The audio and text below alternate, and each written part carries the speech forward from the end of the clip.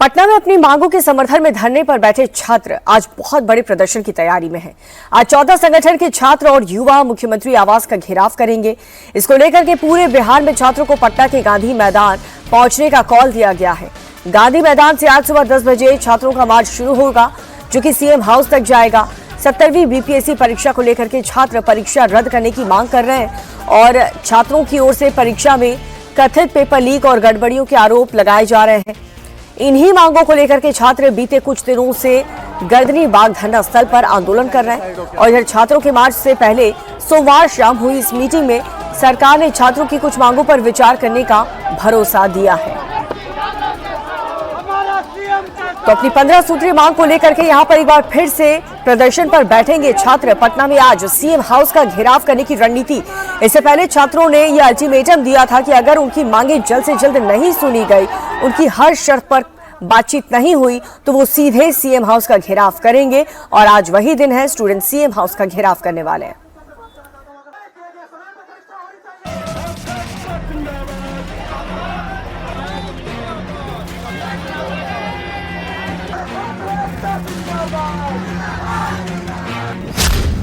पटना में आज बड़ा प्रदर्शन, छात्र करेंगे सीएम हाउस का घेराव।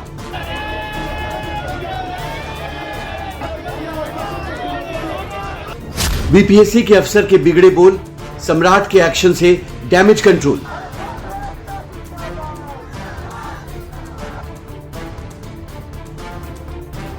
छात्रों के प्रोटेस्ट में सियासत भारी, सरकार से बातचीत जारी।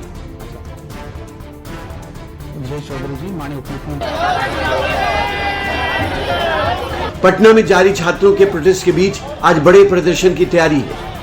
आज प्रदर्शनकारी छात्र अपनी मांगों को लेकर सीएम हाउस का घेराव करने वाले हैं। आंदोलन कर रहे सभी 14 संगठनों ने पूरे राज्य भर में छात्रों को गांधी मैदान पहुंचने का कॉल दिया है। सुबह 10 बजे गांधी मैदान के गेट नंबर 10 से सीएम हाउस तक के लिए मार्च शुरू होगा।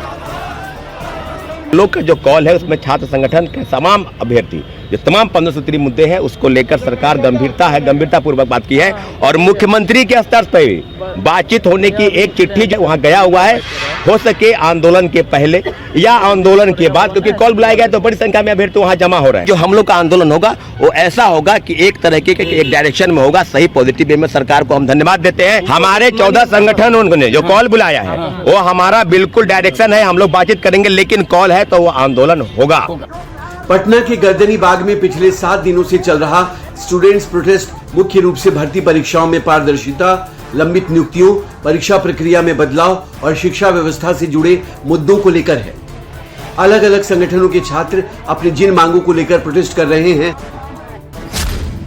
उनमें 70वीं बीपीएससी परीक्षा रद्द करने, टीआरई 4 में एकल परीक्षा कराने और नेगेटिव मार्किंग हटाने जैसी मांगे शामिल हैं। छात्रों की मांग है कि पिछले 2 साल से भर्ती नहीं हुई है, ऐसे में एकल परीक्षा करवाकर बैकलॉग क्लियर किया जाए। मोर्चा ने ललित कला, संगीत, नृत्य और कंप्यूटर साइंस समेत उन विषयों में सीटें बढ़ाने की मांग की है जहां उनके अनुसार पर्याप्त सीटें नहीं है। इसके अलावा बीपीएससी के इंटर और स्नातक स्तरीय परीक्षाओं, दारोगा भर्ती, एईडीओ समेत लंबित परीक्षाओं की प्रक्रिया शुरू करने की मांग की गई है। इसके साथ ही छात्रों ने सभी भर्ती परीक्षाओं के लिए एग्जाम कैलेंडर जारी करने की भी मांग की है। वहीं विश्वविद्यालयों की स्वायत्तता का मुद्दा भी आंदोलन में शामिल है। सहायक प्राध्यापक भर्ती में 55 वर्ष की उम्र सीमा करने की मांग की गई है। 2008 रेगुलेशन के टेबल 3A को लागू करने की मांग भी छात्रों ने की है और कॉन्ट्रैक्ट की जगह अब स्थायी और नियमित नियुक्ति को भी इसमें शामिल किया गया है। आज अपनी इन्हीं मांगों को लेकर 14 संगठनों के छात्र और युवा सीएम हाउस का घेराव करने वाले हैं। उससे पहले सोमवार को सरकार की तरफ से प्रदर्शनकारी छात्रों से बातचीत की पहल की गई। बैठक के बाद छात्र नेता ने कहा कि उन्होंने अधिकारियों के सामने अपनी मांगे रखी हैं, जिसके बाद उन्हें सरकार तक उनकी बातें पहुंचाने का भरोसा दिया गया है।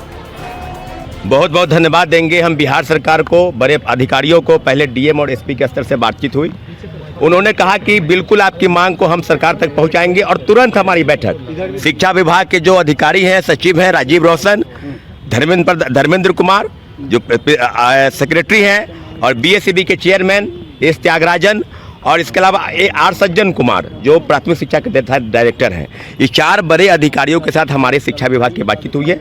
बिल्कुल कंक्लूड करेंगे। शिक्षा विभाग में हमारी मांग स्पष्ट है कि TRE 4 में एकल पद्धति की जो परीक्षा है, जो मांग को लेकर लगातार छात्र धरने पर बैठे हैं, उस मांग को सरकार ने लगभग क्योंकि वो ऑन रिटेन जब तक नहीं आता है, क्योंकि हमारा कॉल प्रोटेस्ट को बुलाया गया था, तो उन्होंने माना है कि एकल पद्धति परीक्षा और निगेटिव मार्किंग हटे। इस पर लगभग सहमति उनके तरफ से एक पॉजिटिव वे में है कि ठीक बात है, ऐसा है तो हम उसको देख लेंगे, लेकिन हम इसको चाहते हैं कि आंदोलन को लेकर। दूसरा, लाइब्रेरी साइंस की बहाली को लेकर जो LET है उसको लेकर उन्होंने कहा 15 दिन के अंदर यानी आगामी सितंबर 15 तक LET का विज्ञापन जारी होगा। बिहार विद्यालय परीक्षा समिति पात्रता परीक्षा कराएगी। इसके अलावा हमारी कई मांगे थी। 1 कैंडिडेट 1 रिजल्ट। बड़े पैमाने पर फर्जीवाड़ा होता है, सीटें खाली रख दी जाती है, लोग एक जगह काउंसलिंग करा कर तमाम जगहों पर सीटें रहती है। 1 कैंडिडेट 1 रिजल्ट को उन्होंने माना है, स्वीकार किया है। संगीत और साहित्य के कई विषय हैं, उर्दू, बांग्ला, फारसी, उस पर सीट को बढ़ाने की बात है और सीट बढ़ेगी इसका, क्योंकि अभी हाल में ही 800 सीट शायद आज बढ़ा है। पटना के गर्दनी बाग में चल रहे प्रोटेस्ट को लेकर एक तरफ सरकार टेंशन में है तो विपक्ष इस आंदोलन का श्रेय लेने की कोशिशों में जुटा है। छात्रों के प्रोटेस्ट के पहले दिन नेता प्रतिपक्ष तेजस्वी यादव गर्दनी बाग धरना स्थल पर पहुंचे थे, तो वहीं CM हाउस घेराव के एक दिन पहले सोमवार शाम को भी तेजस्वी यादव ने गर्दनी बाग पहुंचकर प्रोटेस्ट कर रहे छात्रों से मुलाकात की और सरकार पर हमला बोला। लोगों की क्या मांग है? ट्रांसपेरेंसी होनी चाहिए, पेपर लीक नहीं होना चाहिए, लोग यही चाहते हैं ना, समय पे परीक्षा होनी चाहिए। तो सरकार को ये करने में दिक्कत क्यों हो रही है? होना ही नहीं चाहिए। इधर पटना में प्रदर्शन कर रहे अभ्यर्थियों को लेकर BPSC के एग्जाम कंट्रोलर राजेश कुमार को एक विवादित बयान देना महंगा पड़ गया। छात्रों के साथ साथ तेजस्वी यादव ने भी इस मुद्दे पर एग्जाम कंट्रोलर से माफी की मांग की। सबसे बड़ी बात ये है कि अगर आपको लगता है कि आपके आरोपों में कुछ तथ्य है तो कोर्ट क्यों नहीं चले जाते हैं? ये तो 70th के PT वाला हाल है कि हाँ सबूत है, कोर्ट में जाके सब धराशायी हो गए। नहीं, ये आयोग का काम नहीं है।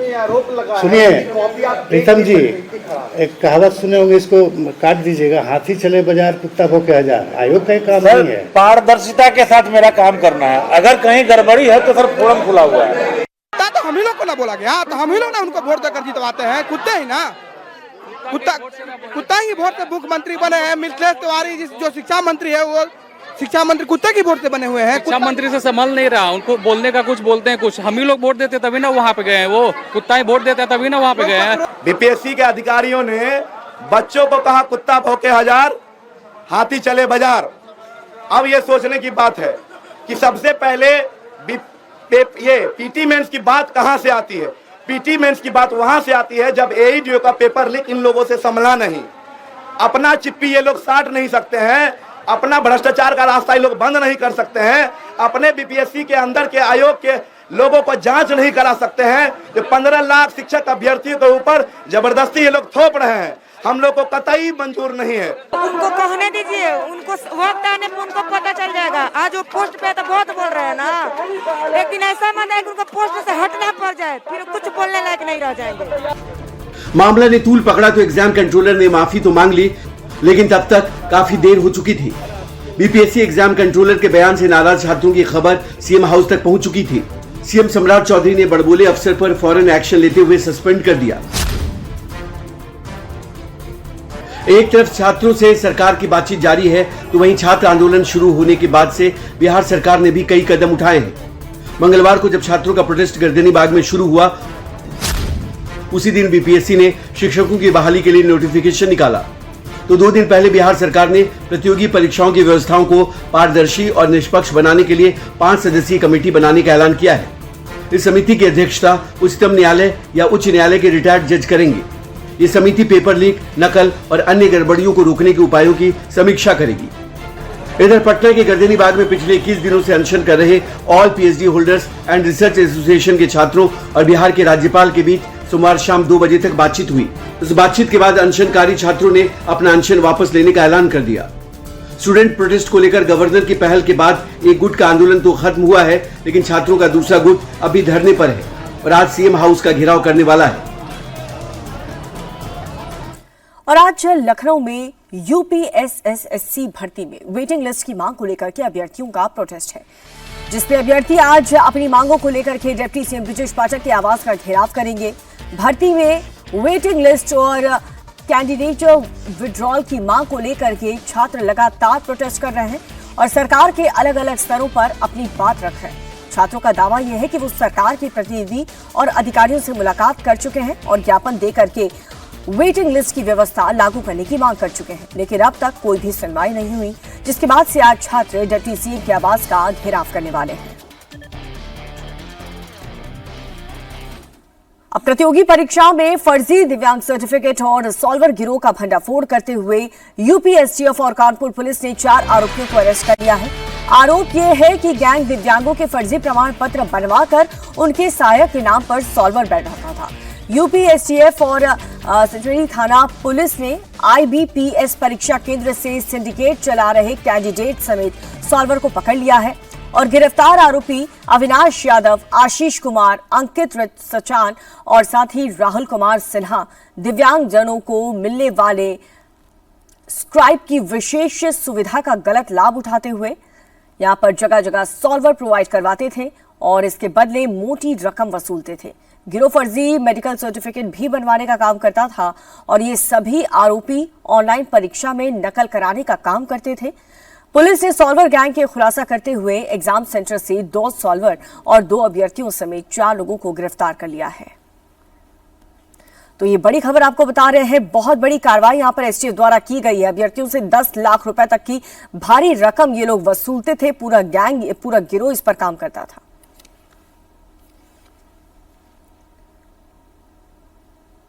मनुस्मृति पर टिप्पणी करने को लेकर के यूपी के सीएम योगी आदित्यनाथ ने राहुल गांधी पर करारा प्रहार किया है। कल रायबरेली के दौरे पर सीएम योगी आदित्यनाथ ने राहुल गांधी पर निशाना साधा। योगी ने कहा कि मनुस्मृति पर खुल करके चर्चा होनी चाहिए, जो गलत बातें हैं वो भी बतानी चाहिए, लेकिन जो अच्छी बातें कही गई हैं उनकी अनदेखी नहीं होनी चाहिए। योगी ने कहा कि कांग्रेस हमेशा भारत की विरासत की, हमारी सांस्कृतिक परंपराओं की नकारात्मक छवि पेश करती रही है। राहुल गांधी भारत की पारिवारिक व्यवस्था को खत्म करना चाहते हैं और इसीलिए वो मनुस्मृति की गलत व्याख्या कर रहे हैं। योगी ने कहा कि हर चीज को शक की नजर से देखना, अपमान करना राहुल की आदत बन चुकी है। ये बहुत खतरनाक है।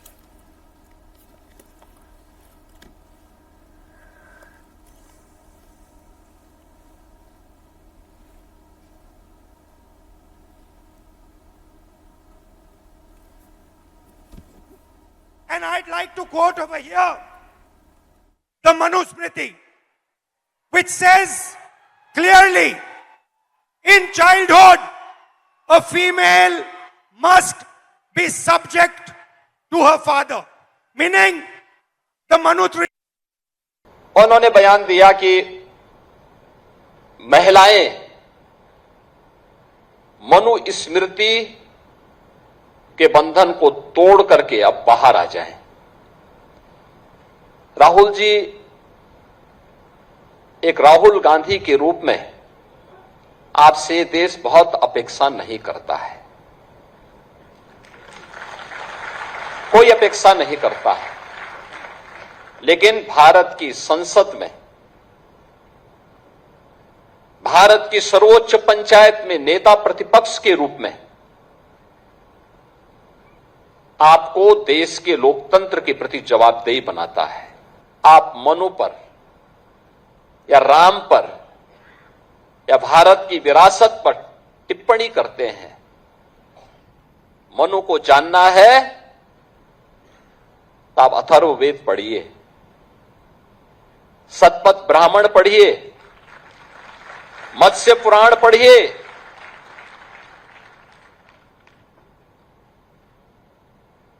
आपको सारी जानकारियां मिल जाएंगी।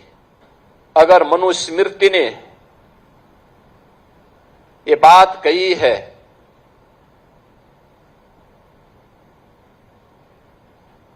आप बताइए सही बात क्या है, और आप भारत के बच्चों को, भारत के नौनिहालों को उस दिशा में क्यों ले जाना चाहते हैं जहां पर किसी माता को या किसी अन्य व्यक्ति को बाद में लज्जित होकर के माफी मांगनी पड़े। आपने देखा होगा जंतर मंतर में अभी एक बेटी ने प्रधानमंत्री जी मोदी जी के प्रति किस प्रकार की अभद्र भाषा का प्रयोग किया था और बाद में उस बेटी की मां, वह बेटी भी अपने शब्दों को वापस लेती है, माफी मांगती है। उसकी माता पिता ने भी इस बात को स्वीकार किया कि उनकी बेटी ने गलत बोला है। आप क्यों अर्बन नक्सलियों के हाथों भारत की वर्तमान पीढ़ी के भविष्य को खराब करना चाहते हैं? क्यों भारत की विरासत को बर्बाद करना चाहते हैं? क्यों भारत के भविष्य के साथ खिलवाड़ करना चाहते हैं? दुर्भाग्य से भारत की परंपरा को, भारत के मूल्यों को, भारत के आदर्शों को विस्मृत करके, उसको भ्रम में डाल करके कुछ लोगों ने एक ठेका सा ले लिया है भारत के खिलाफ षड्यंत्र करने का। मैं बहुत शक हूं उन चीजों को देख करके। और इसके बाद योगी ने राहुल को मनुस्मृति का महत्व बताया। योगी ने कहा कि मनुस्मृति में महिलाओं की सुरक्षा की बात कही गई है। समाज में हर व्यक्ति के कर्तव्य बताए गए हैं। हो सकता है कि इसमें कुछ बातें आज के हिसाब से गलत लगे, लेकिन यह भी तो सही है कि महिला के बिना परिवार नहीं हो सकता। आपको मनुस्मृति को मानना है मानिए, नहीं मानना है मत मानिए, लेकिन मनुस्मृति की अच्छाइयों को भी बताइए और बुराइयों को भी बताइए। बहस करिए इस पर। अथर्ववेद जिसकी चर्चा करता हो, शतपथ ब्राह्मण में जिसकी चर्चा हुई हो, महाभारत जिसके बारे में चर्चा करता और मत्स्य पुराण जिसकी महिमा का गान करता हो, उस मनु को आप अपमानित क्यों करना चाहते हैं? लेकिन याद रखना, आज भी हर सनातनी जिस काल गणना को मानता है, वह काल गणना किसी और ने नहीं दी है राहुल जी, वह काल गणना मनु ने दी है। और वह काल गणना है जब पलक झपकता है उसको निमेष कहते हैं।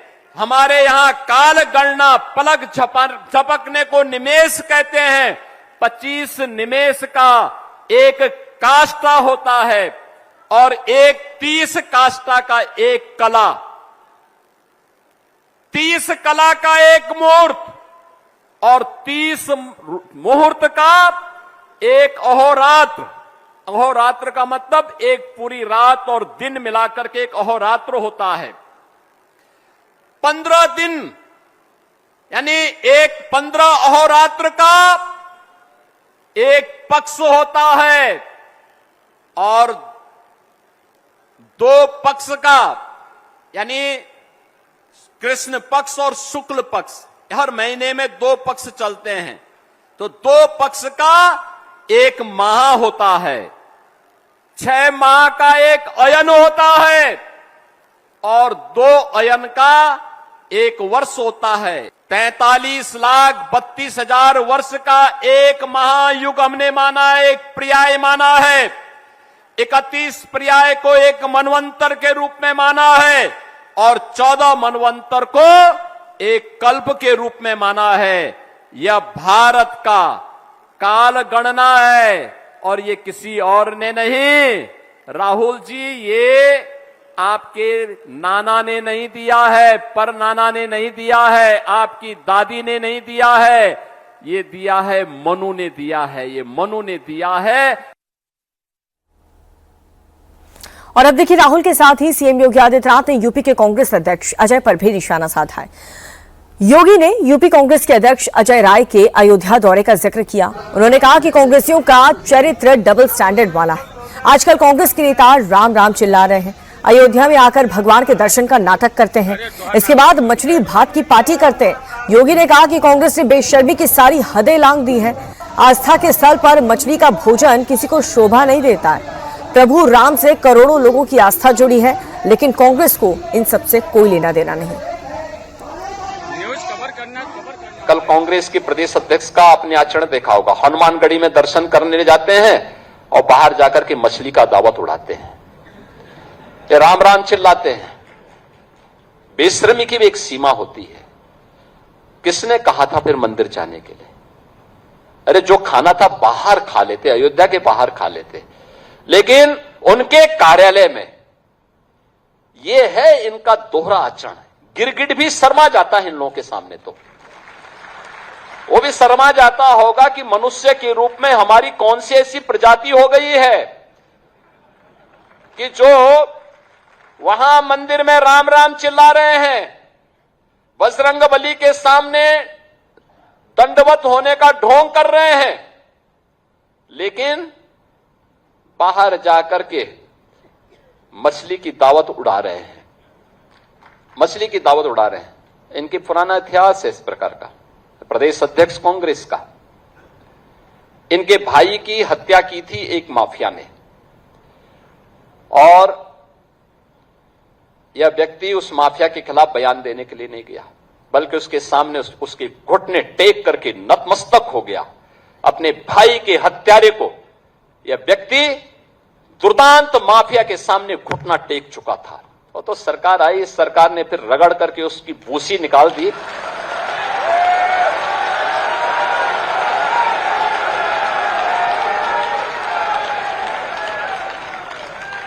अन्यथा इन लोगों ने तो प्रदेश को माफिया प्रदेश बना दिया था, पहचान का संकट खड़ा कर दिया था।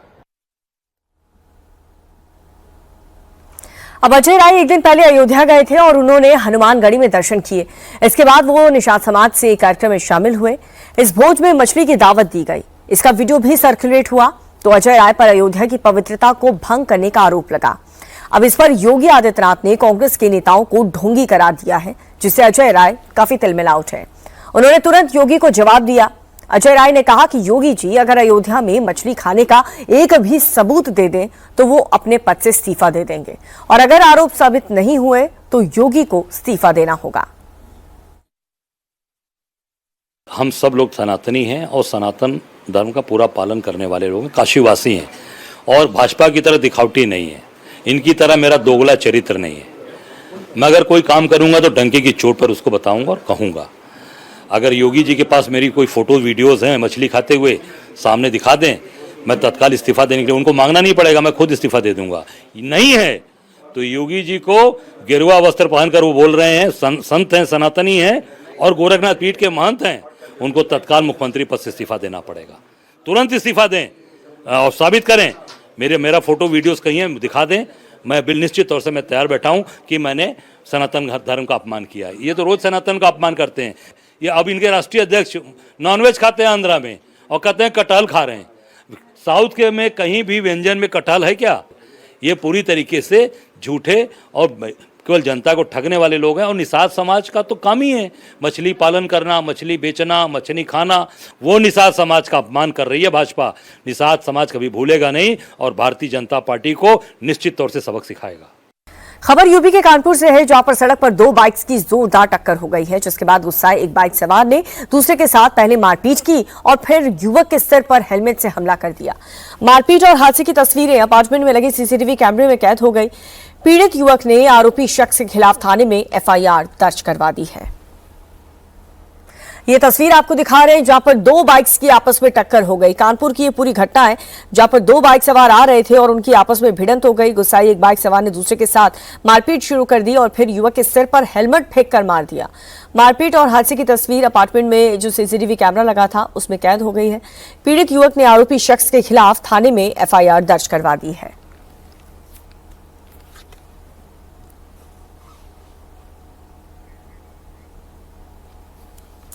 उत्तर भारत में मौसम ने एक बार फिर से करवट ली है। बीते कुछ दिनों से लगातार दिल्ली, एनसीआर समेत आसपास के कई राज्यों में मूसलाधार बारिश हो रही है। सोमवार सुबह से रुक रुक कर हुई बारिश ने दिल्ली, एनसीआर के कई इलाकों में पानी भर चुका है। सबसे ज्यादा खराब हालत तो गुरुग्राम के है, जैसा कि हर बार देखने को मिलता है। एहतियातन गुरुग्राम में वर्क फ्रॉम होम की एडवाइजरी जारी कर दी गई है। स्कूल में ऑनलाइन क्लासेस चलेंगी। मौसम विभाग ने आज भी दिल्ली समेत 25 राज्यों में भारी बारिश की चेतावनी जारी की है।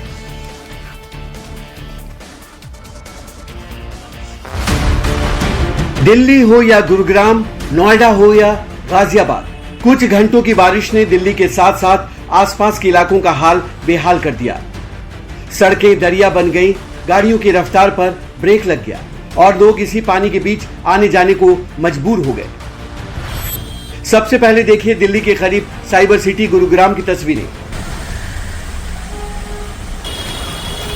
कहने को तो ये शहर गगनचुंबी इमारतों वाला शहर है, लेकिन हर बारिश के बाद घुटनों तक भरे पानी के बीच आवाजाही करते लोग, सड़कों पर लगा लंबा जाम, यहाँ इस तरह की तस्वीर आम हो चली है। एक दिन की बारिश ने शहर का ऐसा हाल कर दिया कि हाहाकार मच गया। अब इन तस्वीरों को देखिए। सड़क पर स्कूली बच्चों की वैन फंस गई। लोग धक्का मारकर वैन को किनारे करने की कोशिश कर रहे हैं। काफी मशक्कत के बाद इसे जलभराव वाली जगह से आगे खिसकाया जा सका।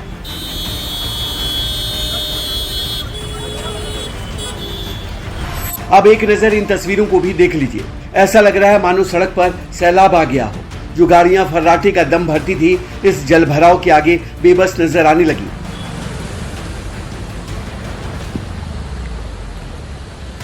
ये हाल गुरुग्राम के किसी एक इलाके का नहीं है, बल्कि कई इलाकों में ऐसी ही तस्वीर देखने को मिली। बारिश की वजह से गुरुग्राम के नरसिंहपुर, हीरो होंडा चौक, राजीव चौक, इफ्को चौक और पुराने गुरुग्राम के कई इलाकों में भारी जलभराव से लोग त्राहिमाम करने लगे। कई इलाकों में गाड़ियां काफी देर तक पानी में फंसी रही। जिला प्रशासन के मुताबिक सोमवार दोपहर 1:30 बजे तक गुरुग्राम में 70 मिलीमीटर बारिश हुई, जिसने शहर की सूरत ही बदल दी। दिल्ली एनसीआर में इस समय ऑरेंज अलर्ट है। ठीक सामने आपको स्कूल बसेस के साथ जो एम्बुलेंस है वो दिखाई दे रही है। करीबन 6 किलोमीटर का ये लंबा जाम है। ये सोना रोड को कनेक्ट करता है, यानी दिल्ली के नेशनल हाईवे से होते हुए जब ये गुरुग्राम में आप एंटर करेंगे तो सोना रोड को कनेक्ट करता हुआ ये पूरा का पूरा रोड है। एक तरफ ये पूरा जैम है, दूसरी तरफ ये दूसरा एक्सेस है जो कि सुभाष चौक को जोड़ता है सेक्टर 47 या फिर गुरुग्राम से। यहाँ पे भी जाम है और स्थिति ऐसी है कि एक्सप्रेसवे यानी मुंबई एक्सप्रेसवे करोड़ों की लागत से बनकर तैयार हुआ है। ये एक्सप्रेसवे भी पूरी तरीके से फ्रीज्ड है और जैम है। भारी बारिश से हुए जल जमाव की वजह से लोगों का बाहर निकलना मुश्किल हो गया। ऐसे हालात में प्रशासन ने भी थोड़ी मुस्तैदी दिखाते हुए गुरुग्राम में आज वर्क फ्रॉम होम की एडवाइजरी जारी करते हुए ऑनलाइन क्लास चलाने का निर्देश जारी कर दिया। चिंता की बात यह है कि आज भी मौसम विभाग ने दिल्ली एनसीआर के साथ ही देश के 25 राज्यों में भारी बारिश का अंदेशा जताया है। दिल्ली, पश्चिमी उत्तर प्रदेश, बिहार, राजस्थान, पूर्वी मध्य प्रदेश, छत्तीसगढ़, हिमाचल प्रदेश, उत्तराखंड, मध्य महाराष्ट्र, तेलंगाना, तटीय आंध्र प्रदेश, कर्नाटक, तमिलनाडु, पुडुचेरी, पश्चिम बंगाल, केरल, ओडिशा, असम, मेघालय, अरुणाचल प्रदेश, नागालैंड, मणिपुर, मिजोरम, त्रिपुरा, अंडमान और निकोबार द्वीप समूह में आज मूसलाधार बारिश हो सकती है। सोमवार को कुछ घंटे की जोरदार बारिश ने राजधानी दिल्ली को एक बार फिर पानी पानी कर दिया।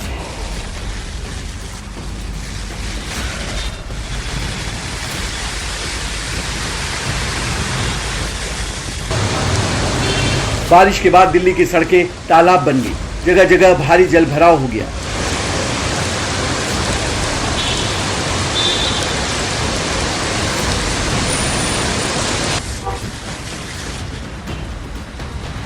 तस्वीरें साउथ दिल्ली के संगम विहार की हैं, जहां बारिश से सड़कों पर इतना पानी भर गया कि स्कूल वैन फंस गई। पानी के बीच वैन के बंद होने से बच्चों को भारी दिक्कतों का सामना करना पड़ा। बच्चे कमर तक पानी में घुसकर जाने को मजबूर हो गए। हालांकि बच्चों ने किसी तरह वैन को धक्का लगाकर पानी से बाहर निकाला।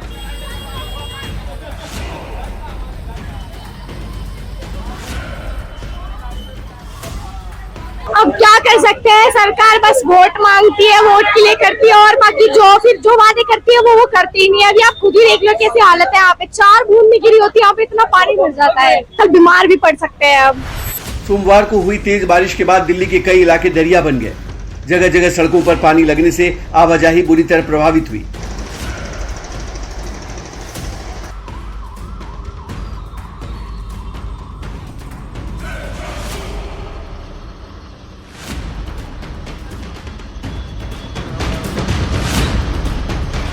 तस्वीरें दिल्ली के महिपालपुर फ्लाईओवर के पास की हैं, जहां सड़क पर इतना पानी भर गया कि नाव भी चलाई जा सके। इस पानी में लोगों की गाड़ियां बंद हो गई। नौबत बाइक को खींचने तक की आ गई।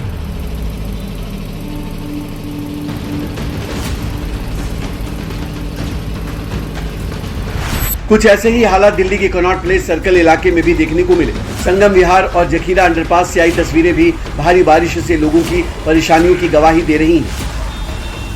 हम दूसरे इलाकों की बात करते हैं, जो बाहरी दिल्ली के इलाके, वहाँ तो कई जगहों पर हम देखते हैं कि पानी की स्थिति इतनी ज़्यादा विकराल हो जाती है, गलियों में, सड़कों पर पानी। लेकिन अगर सेंट्रल दिल्ली के इलाकों में इस तरह से पानी भरेगा तो फिर सवाल उठना लाजमी है। बरसात से पहले जो तमाम बातें कही जाती है कि हमने सिस्टम को सही कर लिया है, लेकिन उसके बावजूद तस्वीरें इस तरह की सामने आती है। ज़रा सी बारिश होती है और सड़कें लबालब यहाँ पर भरी नज़र आती है। लोगों को जाम की भी समस्या से जूझना पड़ता है। इसके अलावा पानी की समस्या अलग से उनकी परेशानी खड़ी करती है। ऐसा नहीं है कि बारिश और जल भराव की वजह से ऐसे हालात केवल इस साल की बात है। हर साल बारिश के मौसम में दिल्ली एनसीआर की कमोबेश यही सूरत देखने को मिलती है। सोमवार की तरह ही आज भी दिल्ली में मूसलाधार बारिश की चेतावनी जारी की गई है। भारतीय मौसम विज्ञान विभाग के मुताबिक इस दौरान तूफानी हवाएं चलने का अनुमान है। हवा की रफ्तार 60 किलोमीटर प्रति घंटे तक पहुंच सकती है। अगस्त महीने के जाते जाते बंगाल की खाड़ी से उठे कम दबाव का चक्रवात और सक्रिय मानसून की वजह से आने वाले कुछ दिनों में बारिश आफत बनकर बरस सकती है। मूसलाधार बारिश से बिहार के कई ऐसे जिले जो कि बाढ़ की चपेट में आ चुके हैं। पटना में गंगा नदी का जलस्तर बढ़ने से शहर के कई ऐसे घाट जो पूरी तरह से डूब चुके हैं और गंगा का पानी अब सड़कों तक पहुंच चुका है, जिससे कई निचले इलाके जो पूरी तरह से जलमग्न हो चुके हैं। हालात को देखते हुए अब सीएम सम्राट चौधरी के साथ साथ पूरी बिहार सरकार एक्शन में है और प्रभावित लोगों को राहत और मदद पहुंचाने की कोशिश तेज हो चुकी है।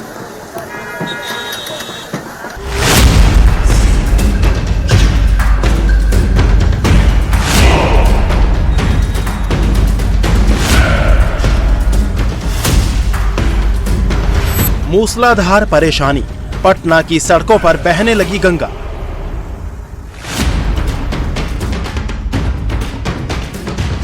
सड़क पर आया सैलाब, डूबने लगे पटना में गंगा के घाट।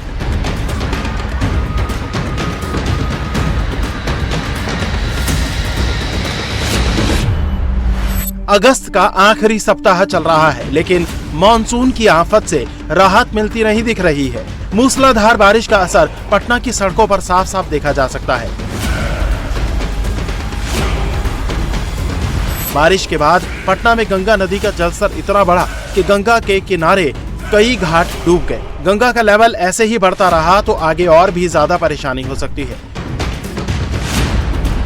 अभी पटना सिटी के महावीर घाट, कृष्णा घाट और भद्र घाट के पास सड़क पर पानी आया है, जिससे निचले इलाके जलमग्न हो गए हैं और लोगों की परेशानी बढ़ गई है। गंगा नदी में उफान से पटना के कई इलाकों में बाढ़ का खतरा मंडराने लगा है। गंगा के घाटों के पास गंगा खतरे के निशान से ऊपर बह रही है, जिससे निचले इलाकों में पानी भर गया है। घाटों के किनारे जहां लोगों के चलने के लिए सड़कें बनी थी, वो पूरी तरह से जलमग्न है। पटना में गंगा नदी का जलस्तर जब बढ़ा तो घाटों पर जो पाथवे बने हुए हैं, पैदल चलने की जो सड़क बनी हुई थी, वो भी डूब गई है। ये देखिए कृष्णा घाट की तस्वीर है और नदी के ठीक किनारे जो घाट बने हुए हैं, जो एक दूसरे से जुड़े हुए हैं, उन घाटों पर पैदल चलने वाला जो रास्ता है वो पूरी तरह से डूब गया है। वहां तक पानी आ गया है और जो गुम्बद बने हुए थे आसपास के इलाकों में, यहाँ एक नीचे सीढ़ी हुआ करती थी और उस सीढ़ी के बाद वो गुम्बद जैसा आपको जो दिख रहा है, वहाँ बैठने की जगह होती है लोगों की। लेकिन आप देखिए लगातार 3 गुम्बद जो हैं आपको वो डूबे नजर आ रहे हैं और उसी के ठीक बगल में पैदल चलने का रास्ता है जहाँ लोग मॉर्निंग वॉक करते हैं और वो रास्ता पूरी तरह से डूब गया है। पटना में गंगा नदी का पानी सिर्फ कृष्णा घाट ही नहीं, दूसरे घाटों को भी डुबोने पर आमदा है। पटना के भद्रघाट पर भी नदी का पानी खतरे के निशान से ऊपर बह रहा है। भद्रघाट के पास आने जाने के लिए जो सड़क बनी है वो पूरी तरह डूब गई है, जिससे गाड़ियां पानी में होकर आवाजाही कर रही हैं। कई गाड़ियां तो इस पानी में फंस भी गई। पटना में भद्रघाट की तस्वीर हम आपको दिखा रहे हैं। यहाँ भी देखिए गंगा का पानी जो है सड़क पर आ गया है और इसी रास्ते गाड़ियां आ जा रही हैं। गंगा नदी में पिछले कुछ दिनों में पानी इतनी तेजी से बढ़ा है कि आसपास की जो सड़कें हैं वहाँ पर पानी आ गया है और इसलिए आप देखिए आज सोमवार का दिन है और ऐसे में लोग यहाँ गंगा स्नान के लिए काफ़ी संख्या में लोग यहाँ पर पहुँचे हुए हैं। और नदी की आप गहराई देखिए, इधर नदी का करंट देखिए, काफ़ी तेज रफ्तार है पानी में। और यहाँ जो ठीक किनारे के हिस्से में सड़कें बनी हैं जो पटना सिटी की तरफ जाती हैं, उस सड़क पर भी पानी आ गया है और कई लोग इसी रास्ते से आगे जा रहे हैं। कुछ लोग जो हिम्मत नहीं जुटा पा रहे तो वो वापस अपनी गाड़ी इस तरफ ले रहे हैं और ऐसे में लोगों की जो मुश्किलें हैं वो काफ़ी बढ़ गई हैं। ये रास्ता आगे पटना सिटी की तरफ जाता है और सड़क किनारे जो घाट बने हैं सब एक दूसरे से जुड़े हुए हैं। ऐसे में नदी के किनारे वाले हिस्से में जो सड़कें हैं वो पूरी तरह से पानी से भर गई हैं और इस वजह से यहाँ लोगों को काफ़ी दिक्कतें हो रही हैं। तो बिहार सरकार को देखना चाहिए। अब तो कंटिन्यू बीजेपी सरकार है, तो हम लोग से तो यही था कि पहले तो हिंदू मुस्लिम था, लीजिए भाई अब तो बीजेपी सरकार। क्या दिक्कतें हुई आप? दिक्कत ये है कि इतना जाने में बच्चे लोग गिर जाते हैं, बहुत तकलीफ होती है यहाँ पे। ठीक है, अभी तो ऑफिस निकल रहा हूँ, देखिए आगे क्या होता है। रास्ते में और कहाँ रास्ते में बहुत आगे भी पानी था अभी जी। अभी डरावना है बाइक लेकर चलना इसमें क्या? बाइक लेकर तब तो मजबूरी है, चलना तो पड़ेगा ना। अब ऑफिस जाना है तो जाना है तो चलना पड़ेगा ही। अभी सोमवारी है, बताइए हमारे हिंदू भाई को कितना तकलीफ हो रहा है। रास्ते में कहाँ सड़क पे पानी मिला? पानी 2 जगह मिला और काफ़ी गहरा पानी मिला है। महावीर घाट के पास एक यहाँ पड़ा। मुश्किल तो ऐसी कि गाड़ी बंद पड़ जाती है, बहुत ज़्यादा परेशानी है इस बात को लेकर। फिर भी आना जाना तो है ही, रोजमर्रा का जिंदगी है तो जाना ही पड़ता है। अभी यहाँ पूजा करने के लिए आई हैं, क्या दिक्कतें हो रही हैं? पानी सड़क पे आ गया। हाँ, पानी सड़क पे आ गया, गंदा पानी आ गया है, सब मिल जा रहा है, इसलिए दिक्कत तो थोड़ी हो रही है। क्या परेशानी? वही पानी गंदा हो जा रहा है गंगा जी का, और जाने आने में थोड़ा सा परेशानी, और कुछ भी नहीं। हाँ, पानी बढ़ गया है। दिक्कत क्या होगा, हम लोग तो उधर होगा। सड़क पे पानी आ गया? हाँ, सड़क पर है जी। पानी बढ़ने से तो परेशानी बढ़ ही हुई है। रोड पे पानी ज़्यादा हो गया है और रोज पानी बढ़ रहा है। सोमवारी के लिए थोड़ा ज़्यादा भीड़ चल रहा है अभी। ठीक है, इसमें तो कई बाइक खराब भी हो सकती है जी। पानी घुसने की वजह से बाइक खराब हो जाती है। अब देखिए पटना के करीब दानापुर की तस्वीर। पूरा इलाका ही मानो डूब गया है। जहां तक आपकी नजर जाएगी आपको सिर्फ पानी ही पानी नजर आएगा। बाढ़ प्रभावित इलाकों में फंसे लोगों को नाव की मदद से रेस्क्यू कर सुरक्षित जगहों तक पहुंचाया जा रहा है। आने जाने में बहुत परेशान है, सब नमक पानी गल गया है, घर में तक पानी आ गया है। सरकार से क्या मांग करते हैं? मांग करते हैं कि व्यवस्था पहुंचाइए सरकार। नहीं व्यवस्था पहुंचाएगा तो कैसे होगा? कुर्सी पर बैठे हुए हैं, वहीं से ताक रहे हैं। कम से कम यहाँ आके तो कम से कम गरीब को देखिए कि कैसे हमारा जनता जिएगा, कैसे रहेगा। ये सोचना है आप लोग का नहीं करना है। के पानी आला दिक्कत है कि हम नाव पर चढ़ के जाएंगे ना, सरकार नाव देता है और उसके बाद पुल बनाए नहीं करता है तो जाएंगे कौची पर घर जाएंगे? बोलिए। आज मैं स्वयं और एसडीओ साहब के साथ, पूरे अधिकारियों के साथ, अपने कार्यकर्ताओं के साथ बाढ़ से प्रभावित इलाके का भ्रमण किया और कटाव भी बहुत जगहों पर लगा हुआ, जिसके वजह से जान माल की क्षति की संभावना बढ़ी हुई है। एसडीओ साहब मेरे साथ थे और मैंने उनको कहा है कि पूरे 6 पंचायत में जहाँ जहाँ पानी, बाढ़ का पानी आ गया है तो लोगों को आने जाने का दिक्कत है, नाव की व्यवस्था करा दीजिए। और जो मानक है उसके हिसाब से अगर पूरे तौर पर बाढ़ से घिर गया गांव तो राशन इत्यादि की व्यवस्था भी कराइए। अब देखिए बिहार के मुंगेर की तस्वीर। यहाँ पर गंगा नदी का जलस्तर बढ़ने से हालात विकट नजर आ रहे हैं। सैलाबी अटैक के चलते यहाँ पर फेमस चंडिका माता मंदिर में बाढ़ का पानी घुस गया है। गंगा के बढ़ते जलस्तर का असर ये हुआ कि शक्तिपीठ चंडिका माता मंदिर पूरी तरह से पानी से घिर गया है। मंदिर परिसर में 2 से 3 फीट तक बाढ़ का पानी घुस गया है। बाढ़ का पानी मंदिर के गर्भगृह तक पहुंच गया है।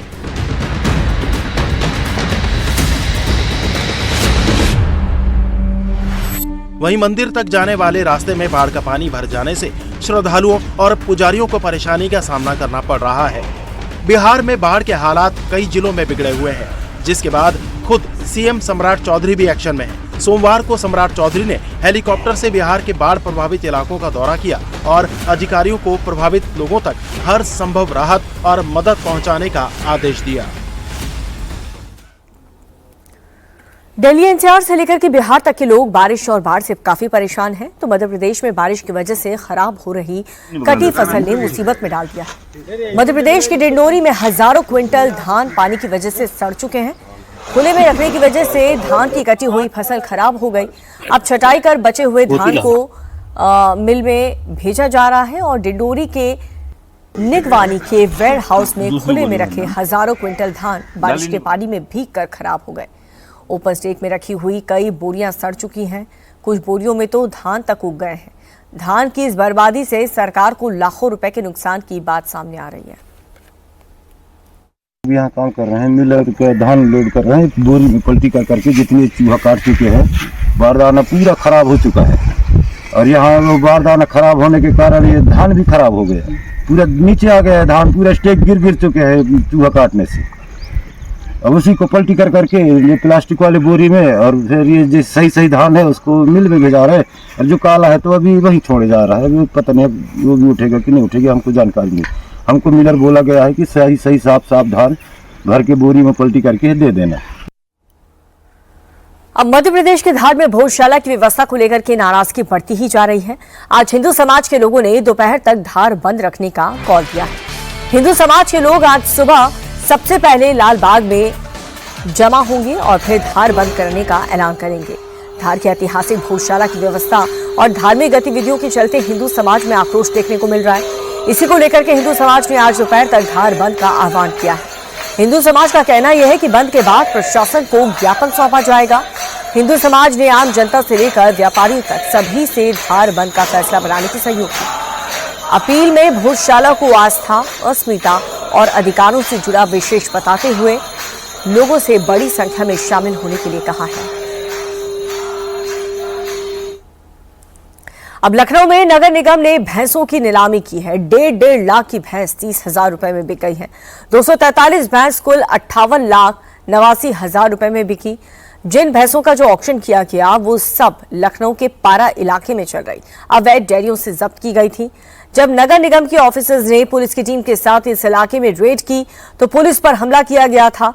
नगर निगम की गाड़ियां तोड़ दी गई थी और इसके बाद नगर निगम ने सख्त रुख अपनाया। पुलिस पर हमला करने वाले को जेल भेजा और 243 भैंस जब्त कर ली। आमतौर पर ऐसी कार्रवाई के बाद अवैध डेयरी चलाने वालों पर जुर्माना लगाया जाता है। जुर्माना भरने वाले डेयरी मालिकों को जब्त किए गए पशु लौटा दिए जाते हैं, लेकिन इस बार ऐसा नहीं हुआ। चूंकि डेयरी चलाने वालों ने पुलिस पर हमला किया था, इसलिए प्रशासन ने सख्त रुख अपनाया। नगर निगम ने जब्त की गई भैंसों को नीलाम करने का फैसला किया है।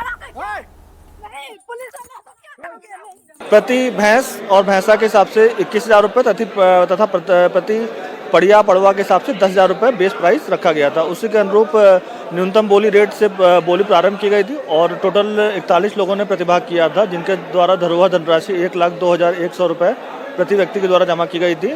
6 जगह हमारे पशु बंद थे और सभी 6 जगह के अनुसार से जितने पशु जहाँ पर बंद थे उसी की संख्या के आधार पर नीलामी प्रारंभ की गई थी और टोटल 243 पशुओं के सापेक्ष नगर निगम को 58,89,000 की राजस्व की प्राप्ति हुई है। अब प्रशासन ने भैंसों के मालिकों को तो ऑक्शन में शामिल नहीं होने दिया, लेकिन इन लोगों ने एक रास्ता जरूर निकाला है। ज्यादातर भैंसों के मालिकों ने अपने रिश्तेदारों को बोली में शामिल होने के लिए भेजा। चूंकि भैंस की बेस प्राइस 21,000 रुपए रखी गई थी और खरीदार भैंसों के मालिक के रिश्तेदार थे, इसलिए सबने पहले ही यह तय कर लिया था कि बोली ज्यादा नहीं लगानी है। 6 लोगों ने ही पूरे पारा इलाके की 243 भैंसें खरीद ली और इन लोगों ने कहा कि डेयरी के जरिए उनके परिवार का खर्चा चलता है। वो प्रशासन से टकराव नहीं चाहते। अगर सरकार उन्हें लखनऊ के बाहर कोई जगह दे तो वो अपनी डेयरी लखनऊ के बाहर भी शिफ्ट कर देंगे। कितनी भैंसें आपको मिली यहाँ पर? 40 जी। कितना पैसा पे करना पड़ा आपको? 12,01,000। संतुष्ट हैं पूरी प्रक्रिया से आप लोग? हाँ। आपकी भैंसें थी या आप आए थे इसमें? आए थे हम। भैंसें आपकी ली दी गई थी? नीलामी में भैंसें मिली 31। हाँ। कितने रुपए में? ये मिली है 9,51,000। कहाँ से आप आए हैं? हम आए बुद्धेश्वर। आप भी पूरा व्यापार करते हैं दूध का? हाँ, दूध का। ये जो पूरी प्रक्रिया अपनाई गई है इससे आप लोग संतुष्ट हैं? प्रक्रिया से संतुष्ट नहीं है, बस ये है कि गेहूं की साल घुन पीस रहे हैं। क्या नाम है आपका? वसीम। कितनी भैंसें मिली आपको? 31। 9 लाख में? हमारी 18 थी 13 दूसरे लोग की थी। अधिकतर उन लोग की भैंसे यहाँ नहीं थी, वो लोग तो फर्जी लोग थे, वो आके इन लोग को डिस्टर्ब कर दिए वहाँ बिरादरी को आके, उनसे इसमें कोई मतलब नहीं था, उनकी भैंसे थी। वो लोग तो बाहरी लोग आके पत्थर चला दिए, उसमें कुछ हमारे बिरादरी के लोग भी उचर गए, लड़ाई कर लिए, वरना इन भैंसों वाला कोई मतलब ही नहीं था, किसी का नाम नहीं उसमें है।